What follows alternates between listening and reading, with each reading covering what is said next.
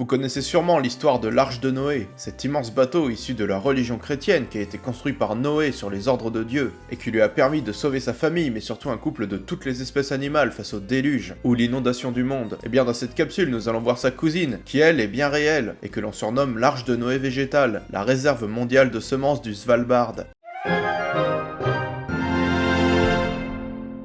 Salut les jeunes, je suis Tillingast et aujourd'hui on fait des provisions, aussi appelé caveau du Svalbard ou Doomsday Vault pour caveau de l'apocalypse en anglais. Cette réserve mondiale de graines est une chambre forte située sur l'île norvégienne du Spitsberg, dans l'archipel du Svalbard en Norvège. Construit entre 2006 et 2008, ce bunker enterré de 1000 m² est destiné à la conservation et à la sauvegarde sécurisée des graines de toutes les cultures existantes de la planète. Son second rôle est de fournir des semences aux régions touchées par des catastrophes naturelles mais aussi humaines, comme des troubles civils ou une mauvaise gestion locale. Sa localisation n'a pas été choisie au hasard, car le climat froid de l'Arctique et la géologie du Spitsberg sont idéales pour la conservation. Je ne vais pas vous faire l'affront de vous expliquer pourquoi vous avez tous un frigo chez vous, non? Les semences sont emballées dans une enveloppe d'aluminium scellée à 3 épaisseurs, et sont ensuite placées dans des conteneurs en plastique. Le tout est stocké à une température de moins 18 degrés, et en cas de panne d'électricité, il faudrait 2 semaines pour atteindre les moins 3 degrés, puis environ 2 siècles pour atteindre le 0 degré. Ces températures pourraient conserver les principales semences pendant des centaines d'années, voire même plusieurs milliers d'années pour certaines céréales. Le bunker se trouve à 130 mètres à l'intérieur d'une montagne et est protégé par des systèmes de sécurité car il n'y a pas de personnel permanent dans les installations. Voyez ça comme Cheyenne Mountain, le bunker américain conçu pour résister à une attaque nucléaire et qui abrite aussi la Porte des Étoiles. Mais ça c'est une autre histoire. C'est le gouvernement norvégien qui a financé le projet pour un coût total d'environ 8,8 millions de dollars en 2008. La banque de graines peut accueillir jusqu'à 4,5 millions d'échantillons de semences, et en 2021 le bunker en contenait déjà 1 125 000. A noter que la loi norvégienne a interdit le stockage d'OGM dans le caveau. Alors vous ne risquez pas d'y trouver des tomacos. Si cette capsule vous a plu, n'oubliez pas de vous abonner et de clocher, vous connaissez la chanson. Quant à moi, je vous retrouve dans une prochaine vidéo. Salut les jeunes!